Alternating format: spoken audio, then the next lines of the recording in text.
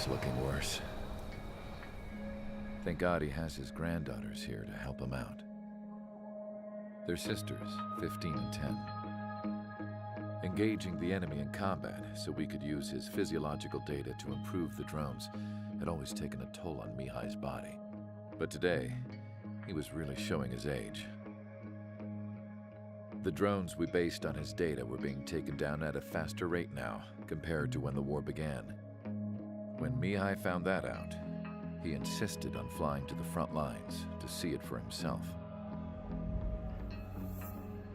Sometimes he could be so stubborn.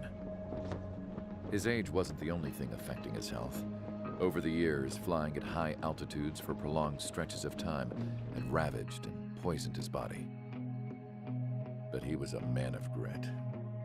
Today, after 28 years, he saw combat again.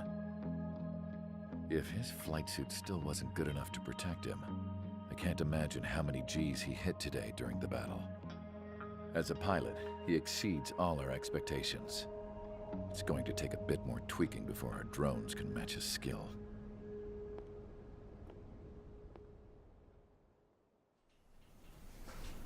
How penal is this penal unit, you ask? This place is a shithole.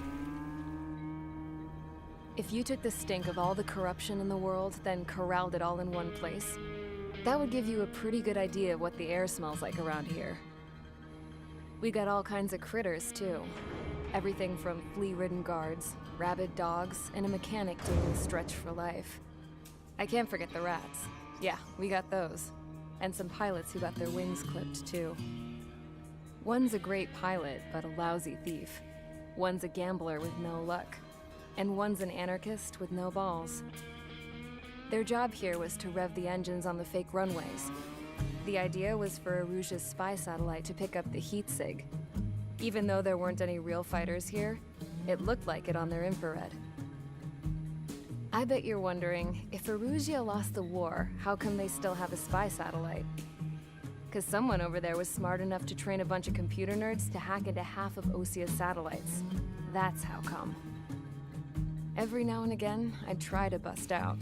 And every single time, those damn dogs would drag me right back. When I was in my cell, I'd hear this voice coming from the guards room. It was the Arusian princess rallying her people on the Arusian national broadcast. All us prisoners had become big fans of hers. You want to hear something funny? The guards were big fans too. I swear to God, every time she was on the air, they'd turn up the volume on the radio and sit there listening. I could see how someone like her could win the hearts and minds of soldiers and workers alike. When the princess said something, you could tell she meant every word. Lately, she'd been having more fun with her speeches, and that made her seem even more charming. You could say her charm was like a virus. Whenever she'd point out stuff that was wrong with Osia, the prisoners in here went nuts. Hell, if anyone knew how messed up Osia was, it was the prisoners. They'd shout, "Burn Osia down." No way am I just gonna sit here and rot away in this hellhole. Dark blue. Instead of building fake-ass planes to trick Aruja, I'm gonna build one that'll really take off. You can count on that.